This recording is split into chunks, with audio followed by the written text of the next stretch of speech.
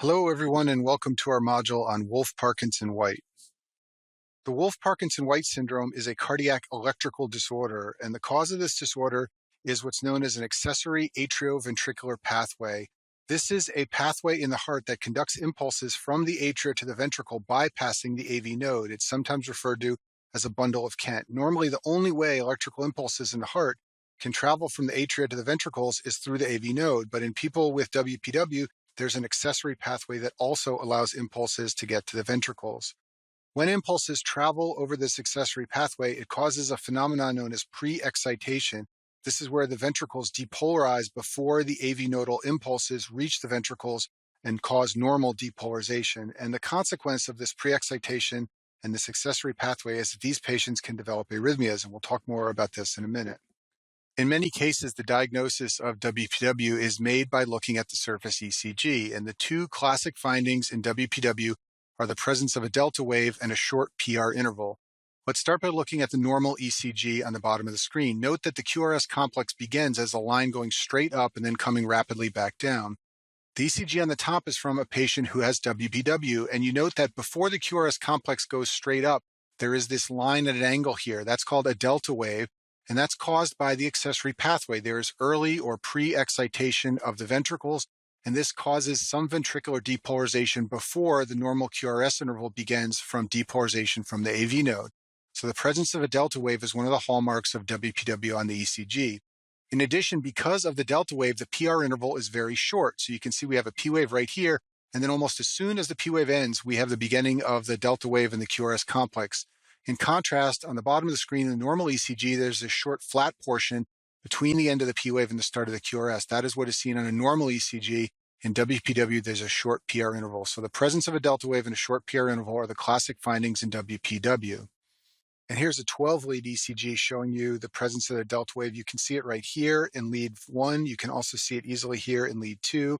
If you look at lead 3, you can see it's downward going, but it's still there. You can also see the delta wave here in V3. So you can find these delta waves in all the different leads. Sometimes the delta wave goes up or down depending on which lead you're looking at. So to understand the consequences of an accessory pathway, let's review normal electrical conduction through the heart.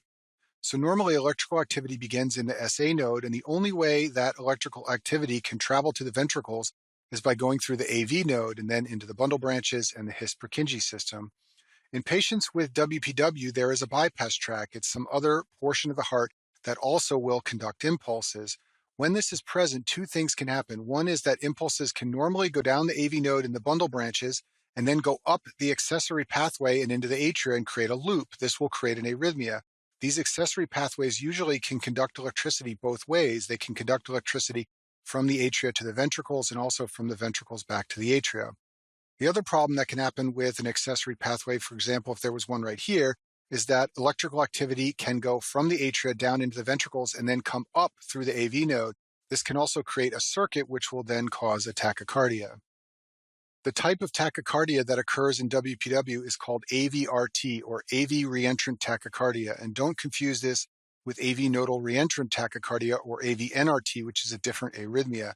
So in AVRT, there's a circuit that is created by electrical activity going through the AV node and through an accessory pathway. There are two types of AVRT. Orthodromic AVRT is AVRT that goes normally down the AV node and then comes up over the bypass track. This creates a narrow, complex tachycardia like shown in this picture.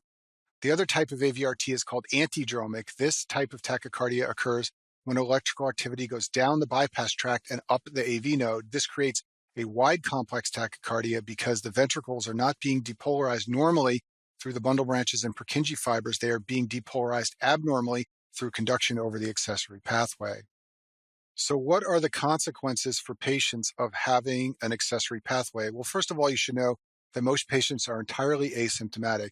The EKG shows a delta wave, but they have no symptoms whatsoever. These patients are said to have the WPW pattern on their ECG. Some patients will develop tachycardias like we just talked about, and these patients will develop palpitations.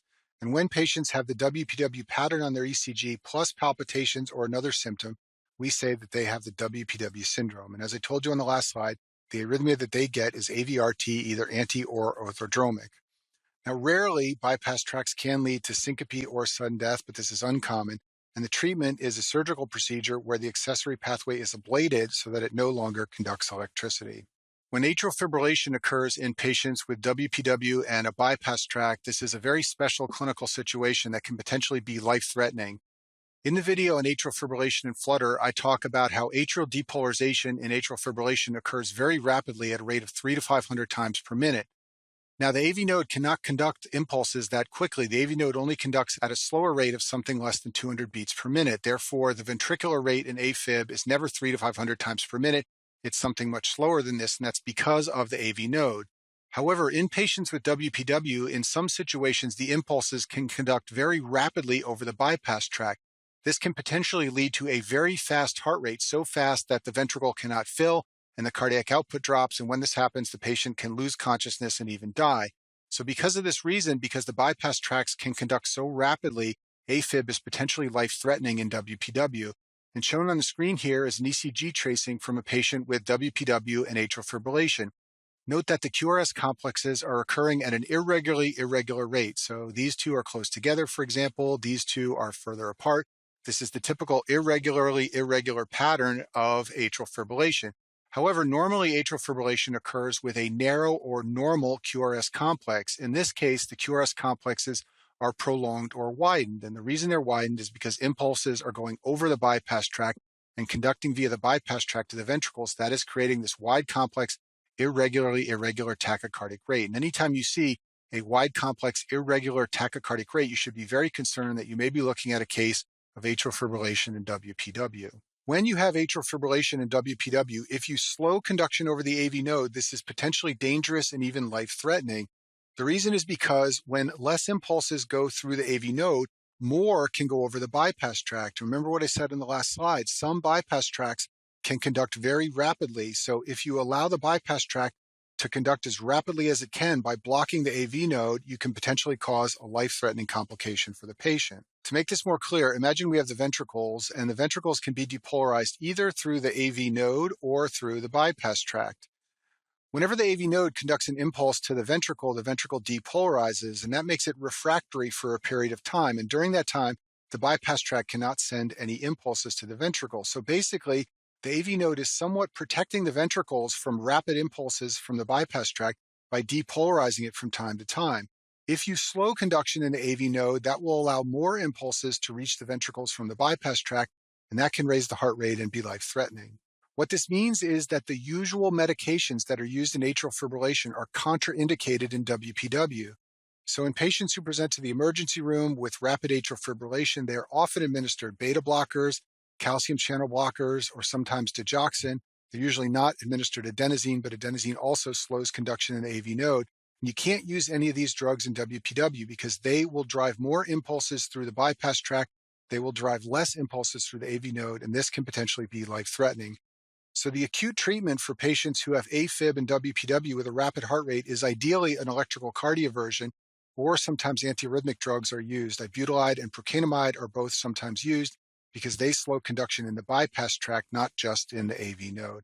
And in terms of step one, what's shown in this slide is the main thing you want to know about WPW. They want you to understand that slowing conduction in the AV node is potentially life-threatening. And that concludes our video on WPW.